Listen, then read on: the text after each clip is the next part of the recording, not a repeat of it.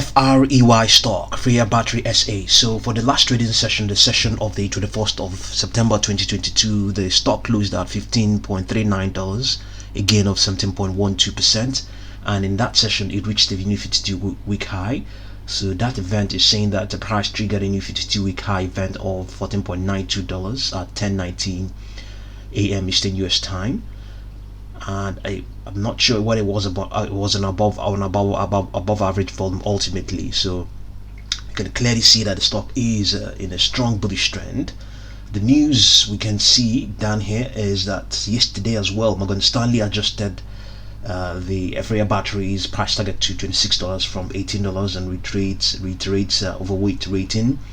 And about 2 weeks before that time, it says FREYR Battery signed supply agreement with the Impact Group. Yes, as well, FREYR Battery selects Impact Group to deliver cell manufacturing equipment for Giga Arctic. So if you didn't know, FREYR Battery is a developer of a clean next generation battery cell production capacity.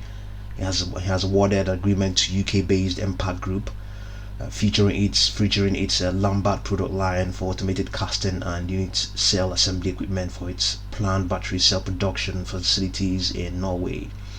So that's about pretty much about the news. So we have noticed that yes, as I clearly said earlier on, the stock is in a strong bullish trend. This strong bullish trend began at least from the 30th of June of this year, 30th of September of June this year, but we have been able to plot a Fibonacci time zone, and our initial date was this peak on the 17th of November. You can always choose any other peak. You can choose a peak, this peak here, but we chose this one. This is graphically quite significant, just like all the other ones. So we chose that peak, and we found that counting from the 13th product, not the 13th itself, this is the product.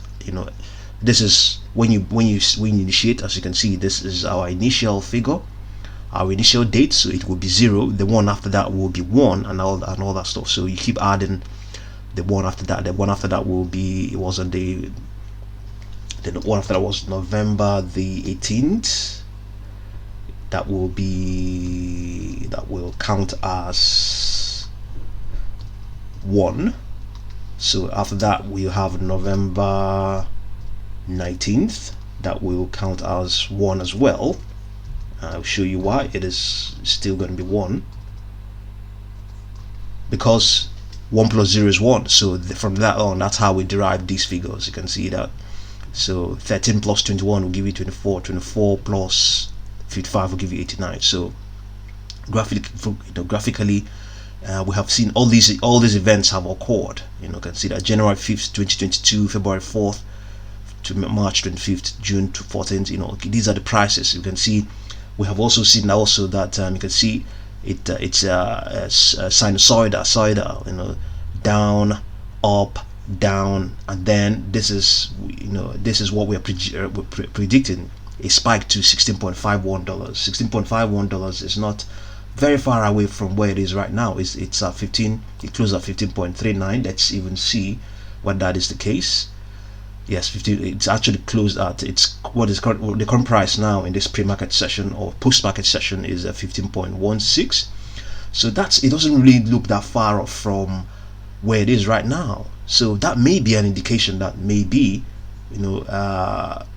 maybe the stock might cool off a bit. We see that also all the time. You can see that it spikes, retraces, and all that stuff. So there's a good chance in the coming sessions it might retrace and move sideways, or other things might happen. But the trend still is still pointing to an upward one, and so possibly we could be totally wrong. By the 20th of November, 20th of October, it might be at that sort of level, 16.51, and indeed it may even be way higher than that. It may be way higher than that. So by all means, you can always use any other means you have to probably project forward. Because of the way these things are, we can't project graphically on the stock on the chart, but we can always also try and see whether we can project and even see use Fibonacci this time around, not time zones, just the regular Fibonacci extension and retracement method. So we take this price of 14.55 and take this low of 13.13. Well, let's find out what it is going to be. Let's find the difference of those two prices. Okay, this is 14.51 and 13.17. 14.51, 14.51 minus 13.17. So we have a difference of 1.34. Multiply that by 2.618. You can always use 1.618. You can always use 0.618. You can even indeed use 3.618. So we just prefer to use 2.618. It's just, you know, a bit not quite slightly ambitious, but you know, but we just go by that. And then you add that the current price of 15.16, I believe that's the current price now, plus 15.16, and we have 18.66. 18.66. So yes, so if you add that to, you know, that will be, that is even taking it slightly further from where it is right now. So we have 18 point, let's get that price, 18.66 roughly, or 67 approximately. So going by the, we're now combining the Fibonacci, our determination from the Fibonacci time zone, and also Fibonacci extension and retracement method to determine this price range between 16.51 and 18.67. You know, this is not taking into account that anything can possibly go wrong. Things can possibly go wrong. Things can go wrong. You know, so the broader market is a bear one. The broader market is a bear one. But indeed, there are a lot of stocks that are still doing well. The broader market, or the S&P, the indexes, are not absolutely representing the market. You know, in some ways they are benchmarks, you know, where you probably used to compare what's going on. So this is an evidence of what's going on, you know, that indeed, you know, the broader market doesn't say everything about every stock, you know. So we can clearly see that, and indeed, you know, there's no guarantee that, you know, the stock will continue to extend, you know, and we could always be wrong. And you know, expected retracement, which has already started to happen. You can see it's lost slightly, a slight amount of it has cooled off from its closing price, and expected retracement, and maybe by the time all of these pans out, it may be above that 16.51, or even be below that. So, but our range is between 16.51 and 18.67. So we have the short interest here is saying that it is the mainstream short interest is about 9.81%.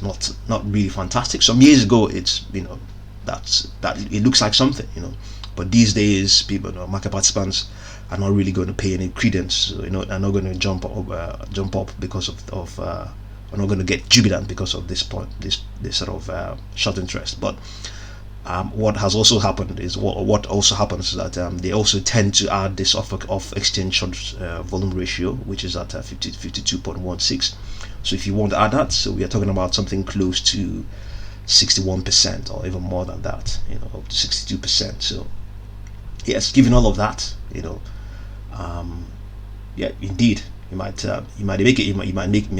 able to make a case that the stock will continue to remain bullish, but there's no guarantee that's going to happen.